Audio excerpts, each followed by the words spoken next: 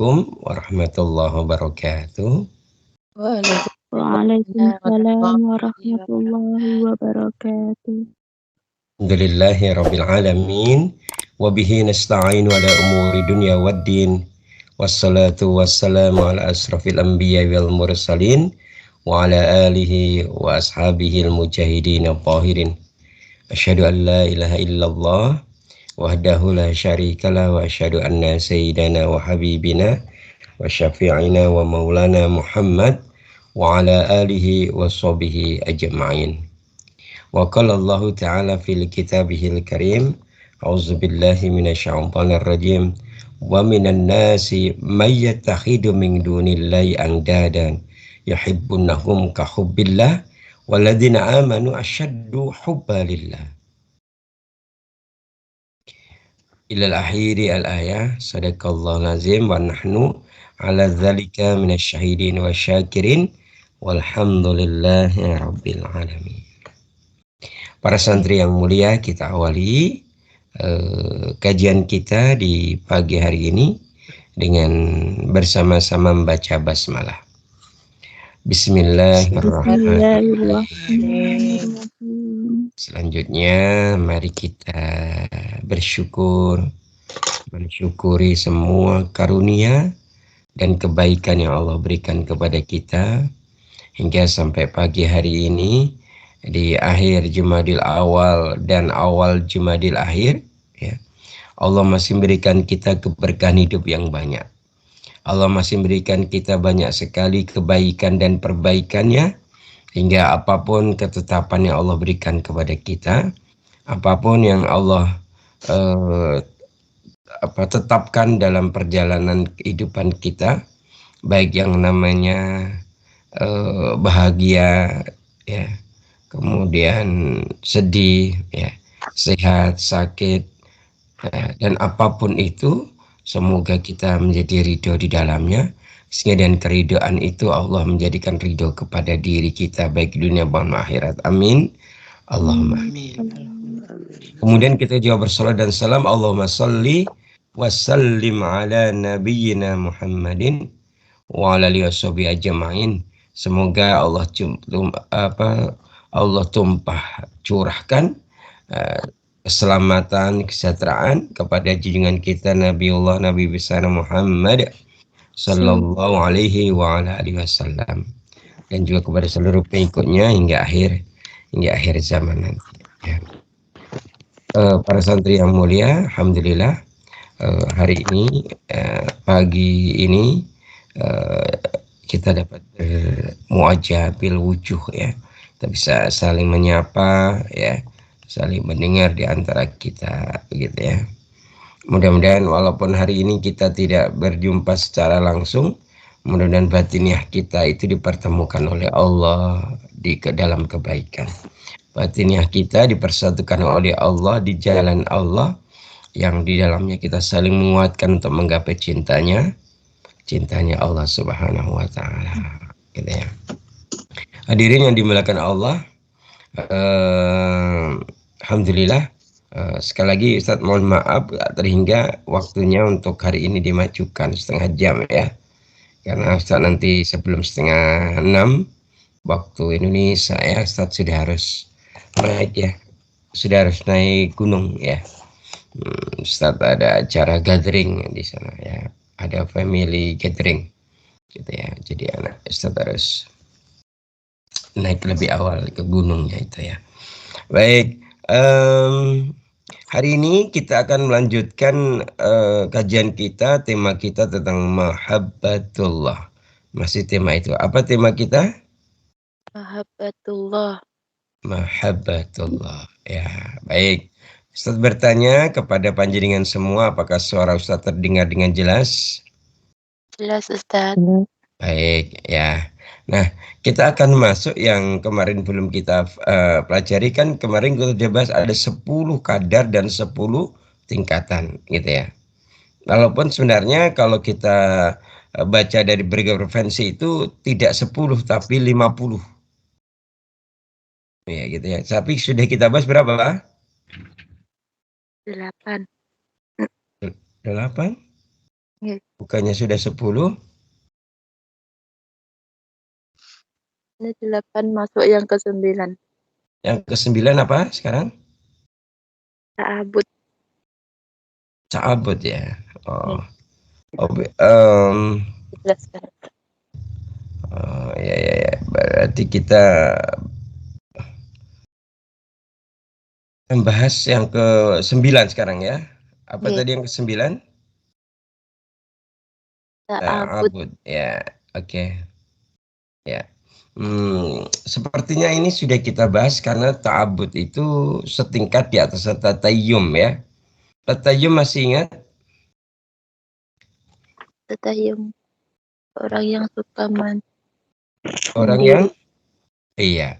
Orang yang maksudnya kalau tatayum itu yutmu itu sendirian. Kalau tatayum dalam tatayumullah itu adalah hamba Allah yang merendahkan diri di hadapan Allah dengan kesendiriannya ya, dan tapi dia kesendiriannya bersama dengan Allah.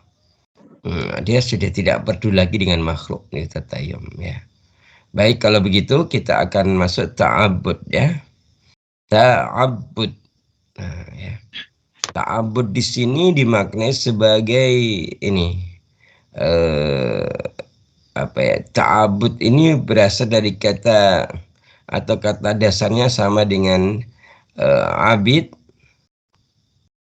ibad, sampai kita sering mendengar kalimat eh, apa ubudiyah ya. Berarti ini kaitannya dengan penghambaan diri kepada Allah. Ketika seorang hamba merasa dirinya telah dikuasai oleh sang kekasih. Siapa sang kekasih itu? Ya sang Khalik, yaitu Allah Ta'ala. Gitu ya. Dan ketika dirinya dikuasai oleh sang kekasih, dia merasa nyaman. Ya. Sehingga tidak ada yang tersisa bagi dirinya. Kecuali semuanya telah dikuasai oleh kekasihnya. Yaitu Allah Subhanahu Wa Ta'ala. Ta'abud itu dia merasa semua yang ada pada dirinya menjadi milik Allah. kekasihnya. Gitu, milik Allah. Zahir milik Allah, batin Milik Allah. milik Allah. Jadi siapa yang sempurna ta'abudnya, maka dia sempurna pula tingkatan cintanya. Gitu ya. Gitu ya. Kalau ada seorang ulama mengatakan saya mencapai martabat ini, martabat ta'abud, itu berkat kesempurnaan ubudiyah kepada Allah dan kesempurnaan ampunannya Allah. Gitu ya. Disinilah dalam ubudiyah itu, dalam ta'abud itu ada cinta yang sempurna, merendahkan diri kepada kekasih, yaitu Allah dan tunduk kepada Allah. Nah, gitu ya.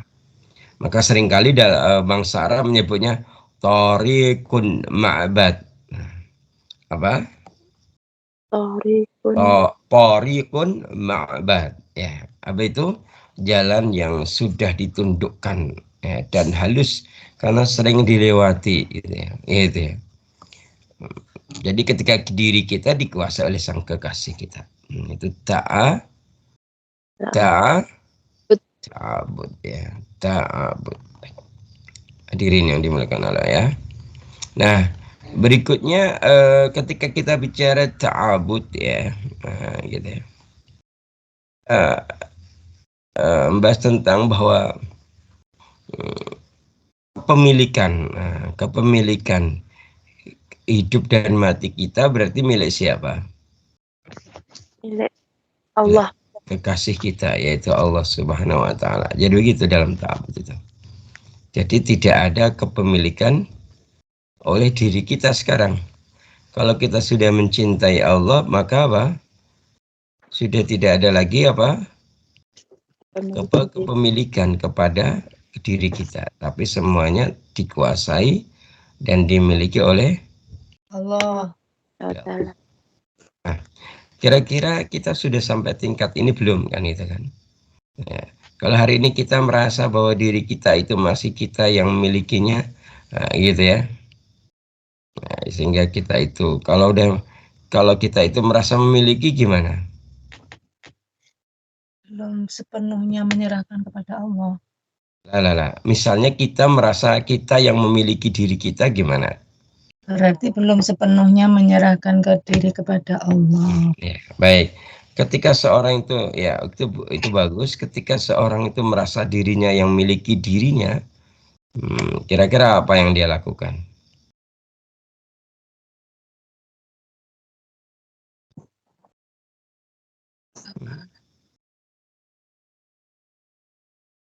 Dia mau nggak berkorban untuk orang lain? Tidak mau, ya. Dia hanya mau berkorban kepada yang dia miliki. Ya, itu. Dia memiliki siapa? Di dirinya. Jadi gitu ya. Hadirin yang dimuliakan Allah Subhanahu wa taala, ini ta'abbud ya. Saya pikir cukup ya. Kita masuk yang berikutnya yang ke-10 ya. Yang ke-10 adalah al-khallah. Al-khallah. Al-khallah. Nah, ya. Ini kalau tidak, ini tingkatan yang terakhir ya di dalam sebuah kitab ini. Cuma di kitab lain sebenarnya ini tidak, karena tingkatannya ada 50 gitu ya. Al-khallah. Al-khallah kadang disebut juga al-khullah. Al-khullah. Nah, gitu ya. Lah disebut juga al-khullah. Ya. Apa yang dimaksud dengan al-khullah? Al-khullah, cinta yang sudah merasuk ke dalam ruh dan hati orang yang mencintai, sehingga di dalamnya tidak ada lagi tempat bagi selain kekasihnya. Itu khullah. Gitu ya. Jadi khallah ini cinta yang sudah merasuk ke dalam ruh dan hati orang yang mencintai, sehingga di dalamnya tidak ada lagi tempat bagi selain kekasihnya. Jadi dalam hatinya, dalam ruhnya yang ada hanya kekasihnya. Ya. Inilah yang dimaksud kalau hanya satu kekasih, namanya apa? Penunggalan cinta. Cintanya tunggal. Cintanya tak bercabang. Tak bercabang, tak berbagi, ya. Cintaku hanya tunggal, gitu ya. Gitu ya. Ini sebenarnya sebagaimana al-khullah ini kan salah berasal dari kata al-khalil. Al-khalil itu artinya satu cinta untuk sesuatu yang dicintai, gitu ya. Berarti dalam hal ini cinta tidak boleh disekutukan, gitu ya. Maka pernah saya sampaikan sebuah syair nasyid, di antara dua cinta itu ada kalimat di situ, ya Allah, ceraikanlah dunia di dalam hatiku, karena di situ aku tak mampu mengumpul dua cinta. Jadi gitu ya. Al-khullah, gitu ya. Oleh karena itu, kenapa di dunia ini hanya ada dua orang khalil? Kira-kira siapa dua khalil itu? Siapa yang menjadi khalil, tingkatan khalil di dunia ini? Cuma ada dua. Siapa dua itu?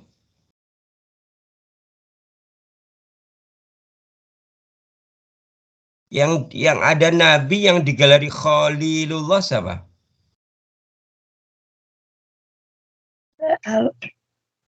Tidak tahu.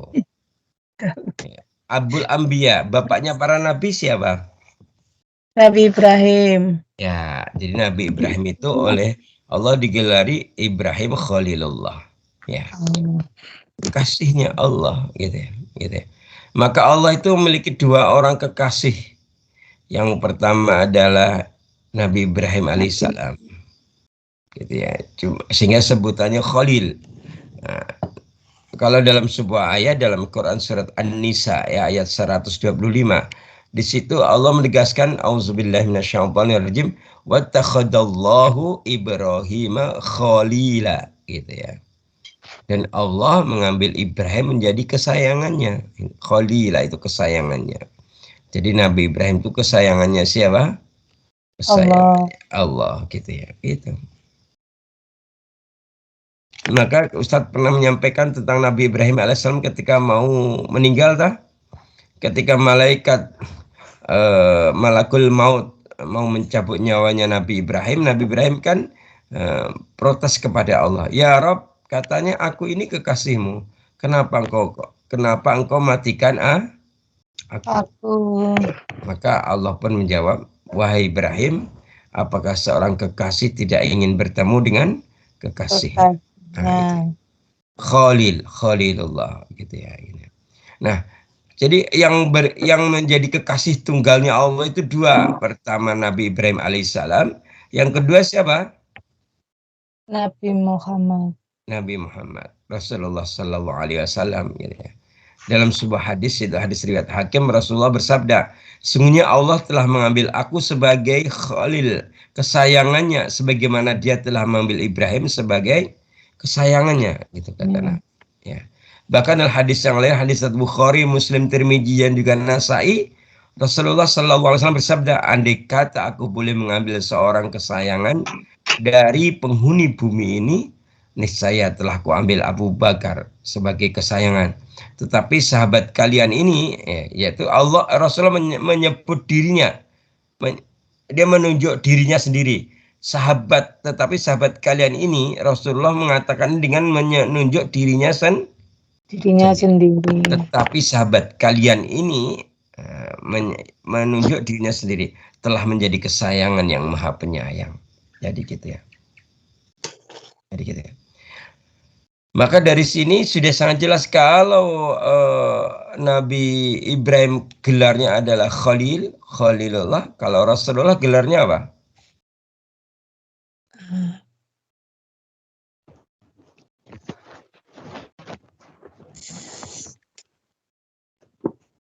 Lupa Ustaz. Lupa Ustaz.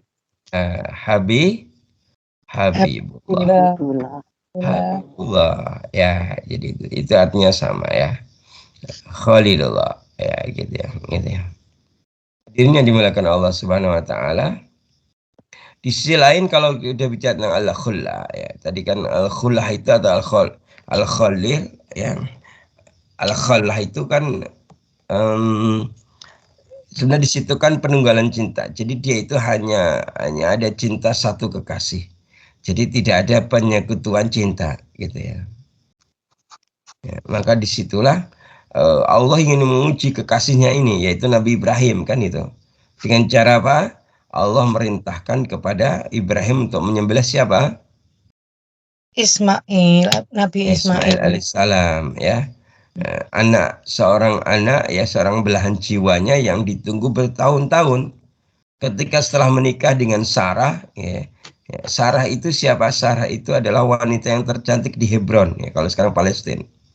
Gitu ya. Setelah sampai usia lanjut, mereka berdua menikah tidak punya anak, gitu kan? Nah, ditunggu lama belum punya anak. Sampai akhirnya Sarah apa? Memberikan saran menikahlah lagi bang, gitu. Dan menikah lagi dengan Siti Hajar. Tapi Sarah punya syarat, setelah menikah dengan Hajar maka tinggalkanlah Hebron. Tempatkanlah Sarah di tempat yang lain. Maka Nabi Ibrahim mengajak Hajar kemana? Ke negeri yang tandus ya, di Jazirah Arabia yang kemudian kita kenal dengan Mekah itu. Kan itu, di situ. Kemudian Allah memberikan karunia Ismail alaihissalam, kan gitu kan.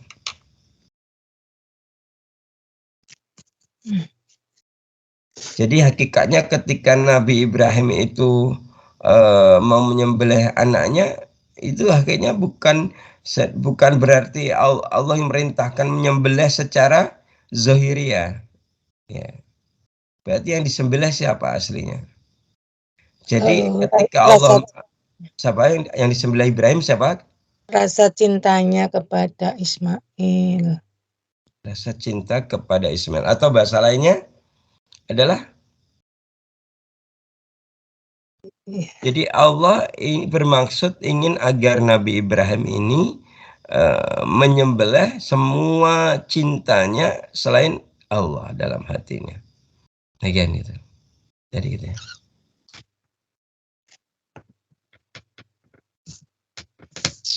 Begitu hadirnya dimuliakan Allah Subhanahu wa taala gitu ya. Dan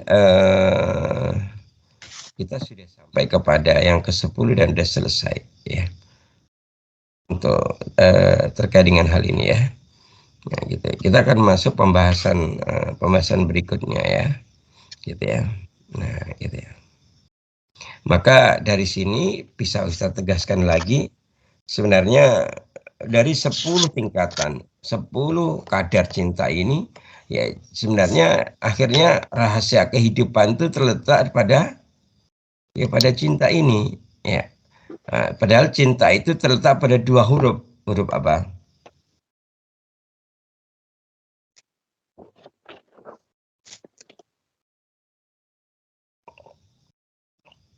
Hati. Huruf apa? Hati. Hati. Lah. Jadi dari sekian tadi tingkatan dan kadar itu, artinya bisa kita simpulkan bahwa ternyata cinta itu merupakan rahasia kehidupan.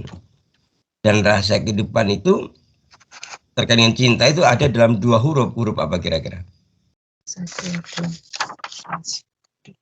Huruf apa?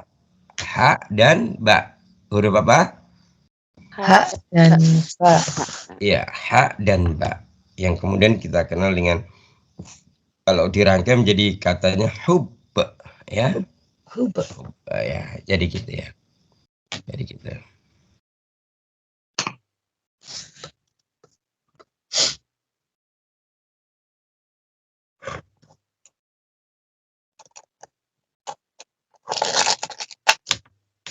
Kita dirinya yang dimuliakan, maka kan ada kisah ini. Ada kisah ya. Ada seorang syekh sedang berjalan ya. Ada ini diambil kisah ini ada dalam Madarijus Salihin ya. Kitabnya Ibnu Qayyim al-Jauziyah ya. Ada seorang seorang ulama berjalan. Ketika berjalan dia melewati kuburan. Dan di kubur itu ada di salah satu kuburannya ada seorang laki-laki yang menangis. Maka Syekh itu mendekatinya dan dia bertanya kepada laki-laki itu, "Kenapa engkau menangis di atas kuburan ini? Apa yang menyebabkan engkau menangis?" Kan itu. Maka laki-laki yang menjawab, "Sungguhnya aku mempunyai seorang kekasih yang telah meninggal." Gitu ya. Itu terjadi nggak? Tidak. Kalau itu sejarah. Kalau kisah ini kisah nyata. Tapi tempo dulu sekali.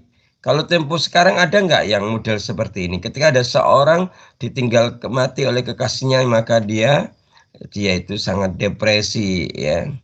Dia terus menangis, bahkan dia terus berada di kuburan kekasihnya. Ada nggak kira-kira? Ada. Ada. Ya, Ada. tapi jarang. Ada, tapi jarang. Ada. Siapa? Bukan dirimu toh? Bukan. Ah, ya. Baik, ya. Maka ketika ulama ini bertanya, "Wahai laki-laki, kenapa engkau menangis?" Maka laki-laki menjawab, "Sungguhnya aku mempunyai seorang kekasih yang telah meninggal." Maka ulama ini berkata, "Engkau telah menzalimi dirimu sendiri dengan rasa cintamu kepada kekasihmu yang telah mati." Ya. Kemudian beliau mengatakan, "Jika engkau mencintai kekasih yang tidak akan mati." Siapa kekasih yang tidak akan mati? Allah. Allah Ta'ala. Maka engkau tidak akan tersiksa karena terpisah dengannya. Gitu. Jadi itu nasihatnya. Kemudian dari situ, kemudian mulailah menyadari dan memahami laki-laki ini. Memahami dan menyadari laki-laki ini ya. Hadirin yang dimuliakan Allah Subhanahu wa taala ya. Selanjutnya kita masih bicara tentang ini ya, cinta ya. Yang itu.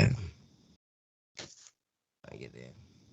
Kita masuk ke bab tentang kira-kira apa pandangan para ulama atau bagaimana penjelasan para ulama kaitannya dengan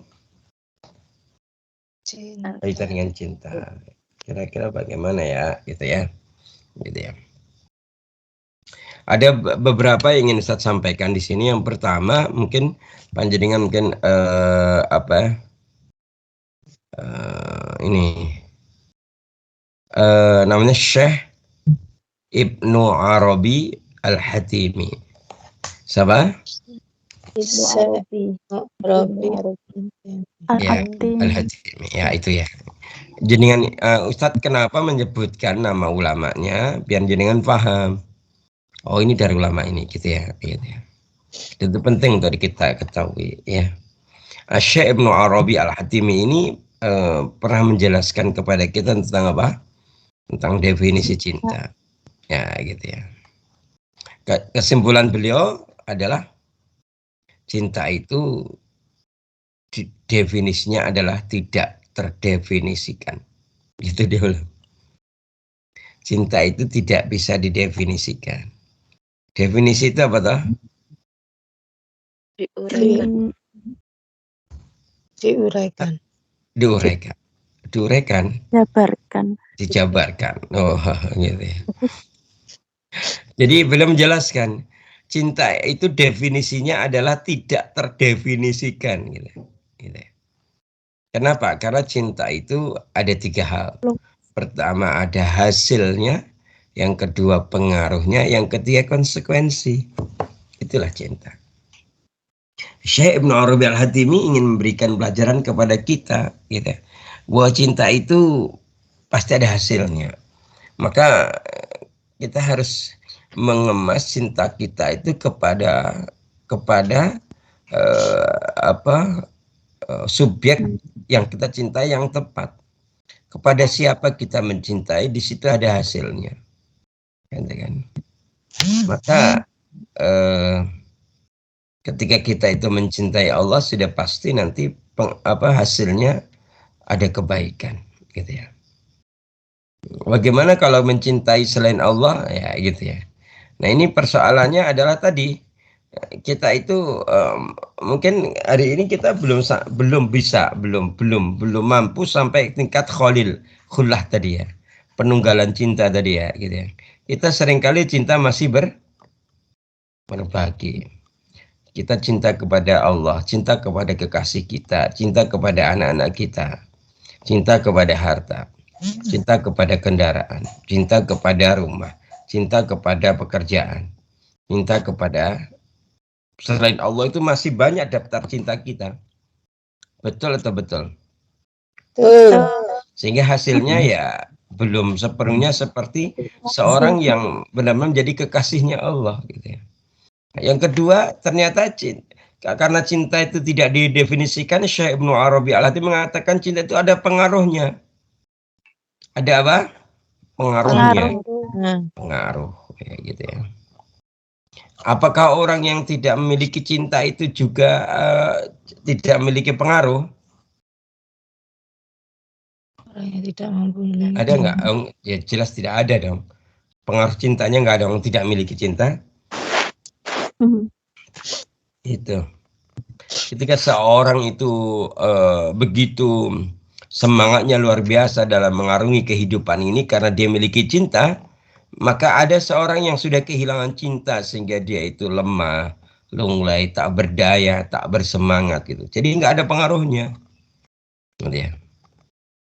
Kalau dia itu mencintai Allah, pengaruhnya besar dalam kehidupan kita. Nanti jadi di beberapa waktu yang lampau itu ada diskusi antara para syekh, para masyayikh, para guru-guru besar ya di Ka'bah gitu ya. Kemudian di situ ada seorang syekh yang masih muda. Di situ mereka diskusi mengenai tentang memakna al-mahabbah, memakna al-hub gitu ya. Diceritakan, dijelaskan sangat detail gitu. Kita ke Syekh Ibnu Arabi Al-Hatimi dulu. Jadi cinta itu tidak bisa didefinisikan, yang ada cinta itu ada hasilnya atau output bahasanya, yang kedua pengaruh, yang ketiga pada konsekuensinya. Konsekuensinya gitu ya. Orang itu kalau mencintai kekasihnya, konsekuensinya apa? Ingat selalu. Ingat selalu. Terus apa lagi? Konsekuensi ya. Konsekuensi. Mencintai atau dicintai. Ya, selain itu apalagi kalau konsekuensinya apa? Tergantungan. Selalu rindu. Ya, selain itu Pokoknya belum sampai pejaban Ustaz yang mengatakan selain itu. Setia. Merasa Ya, terganggu. selain itu konsekuensi yang lain apa? Ya anggap aja 5M lah. 5M. Selalu menuruti Memberi dan memberi, atau bahasa lainnya berkorban.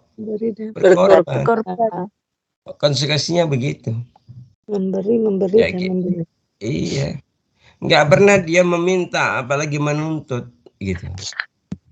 Gitu ya, konsekuensinya begitu. Cinta tanpa syarat, Ustaz. Iya, jadi begitu, betul sekali. Jadi makanya dalam Quran itu ada, kalau kita mencintai Allah, kita harus apa? Ya, kita itu harus memberikan kepada Allah apa? Anfus wa amwal. Ya, diri kita berikan kepada Allah, jiwa kita tadi kita berikan kepada Allah, dan apa? Harta kita, gitu ya. Maka dalam surat 9, surat Taubah ayat 111 itu Allah berfirman, Bismillahirrahmanirrahim, Innallaha ashtara minal mu'minina anfusahum wa amwalahum bi anna lahumul jannah. Ilal akhiri al-ayah. Sungguhnya Allah telah membeli orang-orang yang beriman diri dan harta mereka, dan Allah memberikan kepadanya surga. Begitu. Ya udah, konsekuensinya gitu. Amin. Diri dan harta kita diberikan kepada Allah, dan Allah akan berikan kepada kita apa? Surga. Amin. Dan konsekuensi yang kedua, apa kira-kira konsekuensi cinta yang kedua? Menurut.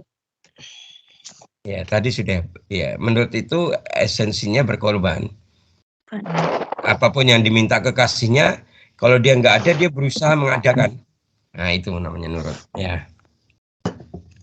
Tidak ada itu seorang kekasih mengatakan, Bang, saya minta ini bang, gitu. Dia bilang, lo minta ini melulu, minta ini itu, gitu. Nggak ada.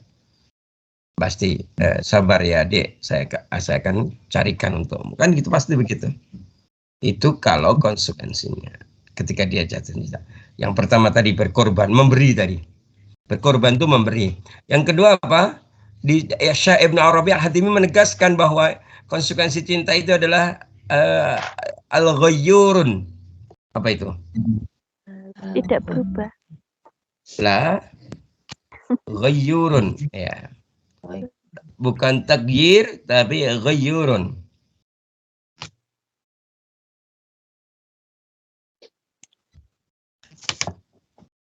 Cemburu. Konsekuensinya harus cemburu. Karena cemburu itu salah satu dari sifat cinta. Sehingga cemburu itu menyebabkan ketertutupan, sehingga tidak dapat didefinisikan tuh di situ. Kan itu. Dan Allah itu memiliki sifat ghayyurun. Buktinya apa Ustaz? Buktinya ada dalam surat 9 ayat 24 itu. Surat 9 ayat berapa? 24. Nah, gitu ya. Ayo dibaca, dibuka enggak? Surat 9 ayat 24.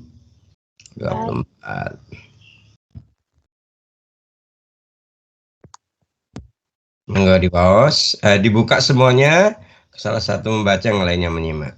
Surat 9, surat At-Taubah ayat yang keberapa tadi? 24. Ya. Moga yang Kang Samun kepanggil langsung di pause.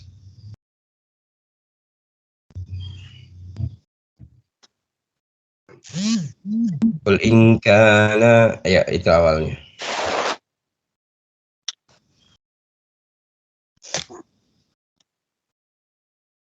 Moga di pause.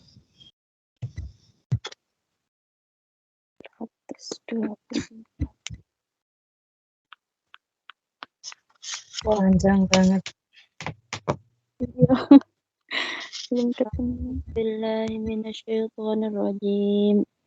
Qul in kana aba'ukum wa abna'ukum wa ikhwanukum wa azwajukum wa ashiratukum wa amwalu iqtaraftumuha niqtaraftumuha wa tijaratun takhshawna kasadaha wa masakinu taradawnaha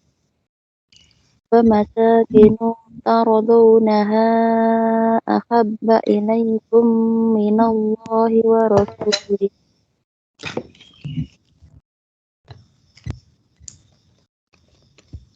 ahabba ilaikum minallahi wa rasulihi wa jihadin fi sabilihi fatarabbasu hatta ya'tiyallahu bi amri wallahu la yahdil qaumal fasiqin. Katakanlah jika bapak-bapakmu, anak-anakmu, saudara-saudaramu, istri-istrimu, keluargamu, harta kekayaan yang kamu usahakan, perdagangan yang kamu khawatirkan kerugiannya, dan rumah-rumah tempat tinggal yang kamu sukai lebih kamu cintai daripada Allah dan Rasul-Nya serta berjihad di jalannya, maka tunggulah sampai Allah memberikan keputusannya, dan Allah tidak memberi petunjuk kepada orang-orang fasik. Allahumma arhamna bil Quran. Ini buktinya, saudara sekalian, para santri ya. Jadi ini disebutkan semua satu persatu. Jadi jika bapak-bapak kamu, anak-anak kamu, saudara-saudaramu, istri-istrimu, keluargamu, harta kekayaan yang kamu usahakan, perniagaan yang kamu khawatiri kerugiannya, tempat tinggal yang kamu sukai dan lebih kamu cintai daripada Allah dan Rasul-Nya, dan berjihad di jalan Allah, itu tunggulah, gitu ya. Fatarabbasu hatta ya'tiyallahu bi amri. Nah, gitu. Tunggulah, Allah akan membuat keputusan, mendatangkan keputusan. Berarti sebenarnya ini bahasa kemarahannya Allah. Hati-hati ya kamu ya. Gitu bahasa kita gitu.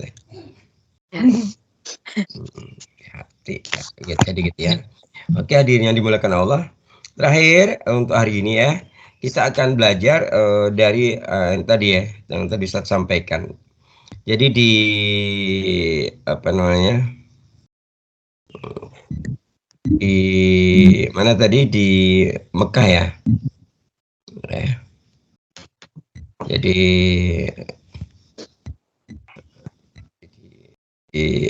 ada jadi di Mekah itu ada beberapa saat yang lampau itu ada sekumpulan syekh atau masyayikh sedang diskusi tentang apa? Cinta. Gitu ya.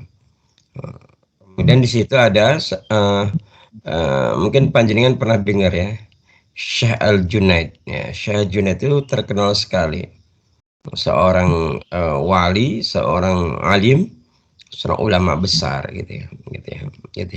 Dan itu telah kelihatan sejak masih muda sudah jadi seorang Syekh.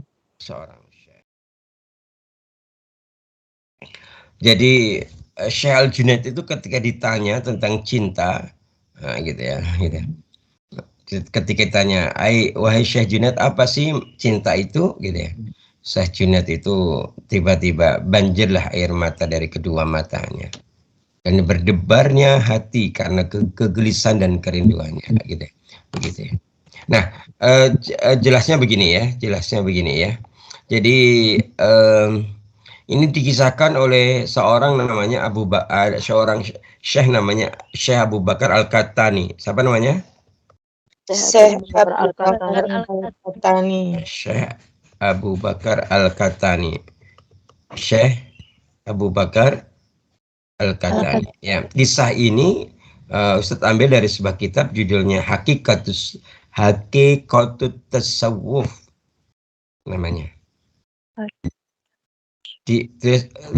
Kitab ini ditulis oleh Syekh Abdul Qadir Isa ya. Jadi dalam kitab Hakikatut Tasawuf Syekh Abdul Qadir Isa, di situ beliau menuliskan tentang kisah ini ya. Kisahnya begini. namanya Syekh Abu Bakar Al-Qahtani. Dia pernah berkata bahwa permasalahan al-hub atau cinta itu pernah didiskusikan di Mekah. Di Mekah yang Allah muliakan pada saat musim haji. Jadi pada saat musim haji itu para masyayikh, para syekh-syekh yang senior itu sedang berkumpul di Ka'bah. Kemudian mereka mendiskusikan tentang cinta. Kemudian di situ ada seorang syekh muda, namanya Syekh Junaid, ya, itu ya masih muda, gitu ya. Ya kalau muda berarti sekitar 30-an, gitu ya. Jadi Syekh Junaid itu ada yang paling muda di antara mereka, para masyayikh yang bicara cinta ini. Kemudian ada seorang syekh berkata kepada Syekh Junaid, ya, ya Iraki, gitu ya, gitu ya. Jadi Syekh Junaid itu aslinya orang Irak, orang Basra, gitu ya. Maka seorang syekh yang senior berkata, wahai Junaid, berikan pendapatmu tentang apa itu cinta, gitu ya. Kalau kalimatnya ya, wahai orang Irak, gitu ya, gitu. Wahai syekh dari Irak, gitu ya, apa pendapatmu tentang cinta, gitu ya. Maka Syekh Junaid kemudian ketika ditanya begitu, apa yang dia lakukan? Dia menundukkan kepalanya, meneteslah air matanya. Setelah itu dia berkata begini, ya, sesungguhnya ya, makna cinta kepada Allah itu adalah seorang yang pergi dari dirinya sendiri. Seorang yang pergi dari dirinya sendiri. Berarti saat itu dia tidak punya kepemilikan atas dirinya sendiri. Seorang yang pergi dari dirinya sendiri, terus menerus mengingat Robnya, terus menerus melaksanakan semua hak-hak Robnya, melihat Robnya dengan mata hatinya. Kemudian cahaya keagungan Robnya membakar hatinya. Kesucian minumannya berasal dari gelas kelembutan Robnya. Dan yang Maha Kuasa telah menyiapkan kegaiban untuknya. Maka jika dia berbicara, maka ia berbicara demi Allah. Jika dia mengatakan sesuatu, maka hanya dari Allah. Jika dia bergerak, maka hanya atas perintah Allah. Dan jika dia diam, maka diamnya itu dia sedang bersama Allah. Oleh karena itu, cinta itu karena Allah, untuk Allah dan bersama Allah. Lillah, billah, wa ma'allah. Gitu. Ya, karena Allah, untuk Allah, bersama Allah. Itu cinta itu. Mendengar jawaban dari Syekh Junaid ini, maka para syekh kemudian menangis. Yang tadi di Mekah di musim haji tadi. Setelah itu salah satu syekh yang senior berkata, tidak ada lagi selain ini, gitu ya. Maksudnya syekh ini membenarkan, ya benar, cinta itu kayak gitu, tidak ada lagi selain itu, gitu. Kemudian syekh yang senior mengatakan kepada Syekh Junaid, semoga Allah membalasmu, wahai mahkota ahli ma'rifat. Gitu. Ya gitu ya. Jadi Masya Allah, tabarakallah, cinta kepada Allah itu seperti itu. Dan sudah disepakati oleh para ulama, para syekh yang ada di situ ketika mereka diskusi tentang cinta, gitu ya.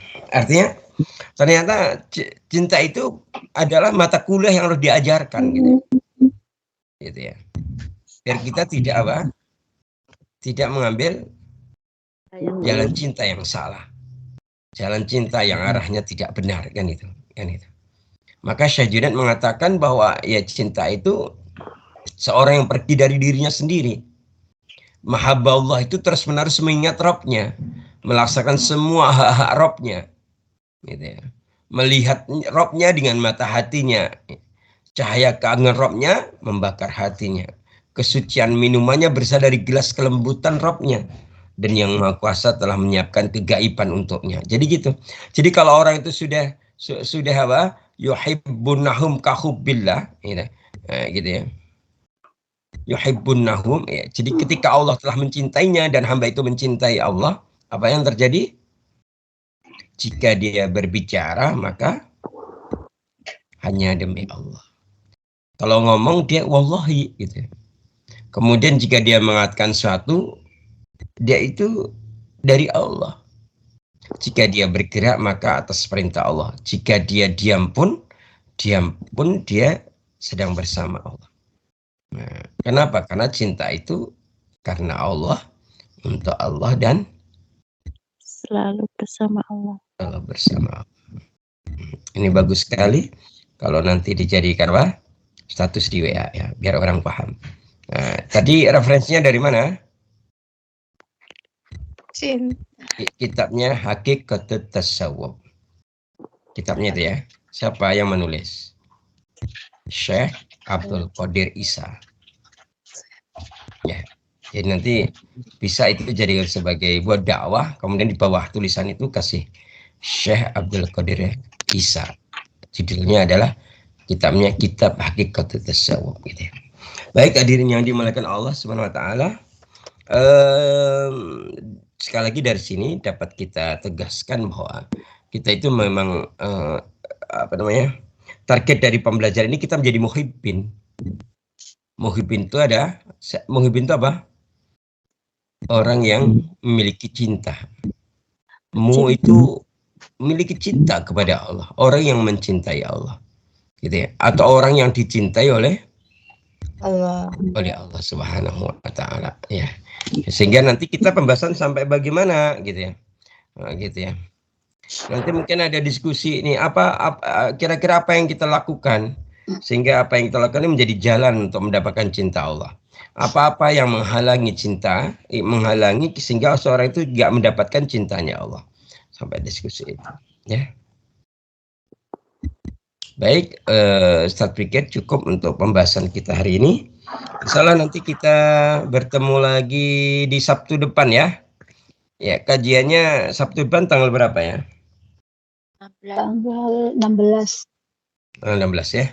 Insyaallah, semoga Allah ridho. Insyaallah tanggal 16 Ustadz sudah di Hongkong.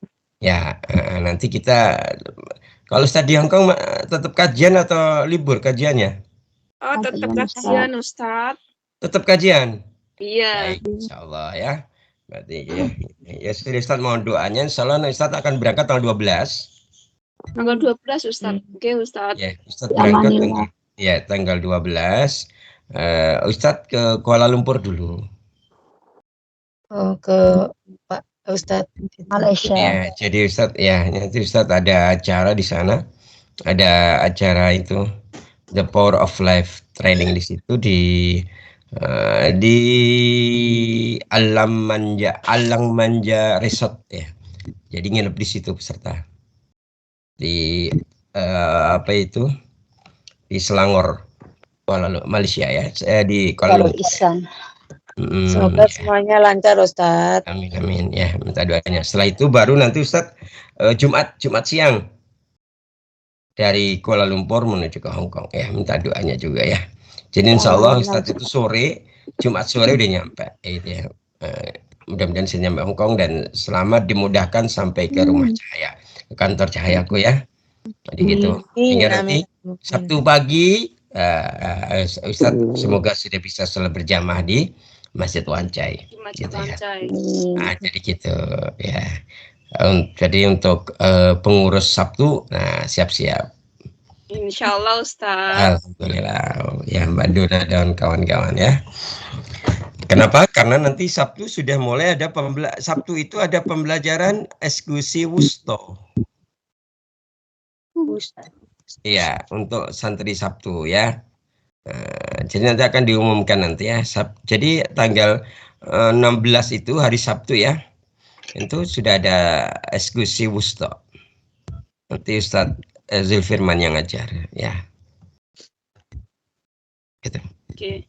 Nanti ada pengumuman resmi, cuma mungkin Mbak Dona dan kawan-kawan atau pengurus hari Sabtu bisa mulai mengkondisikan teman-teman yang mengikuti level eksekusi wusto ya. Eksekusi wusto. Gitu. Baik, sekali lagi demikian yang bisa Ustaz sampaikan, semoga ada manfaatnya. Semoga Allah terus menerus memberikan kita kebaikan, bimbingan yang terbaik, umur yang panjang dan amal yang soleh. Amin. Amin. Allahumma amin. Amin. Kita akhiri pembelajaran kita pagi ini dengan hamdalah dan doa kafaratul majelis. Alhamdulillahirabbil alamin.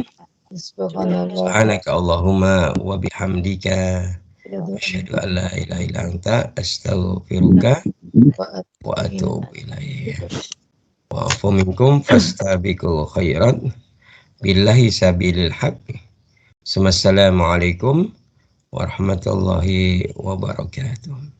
Waalaikumsalam. Terima kasih banyak ilmunya Ustadz. Amin. Amin.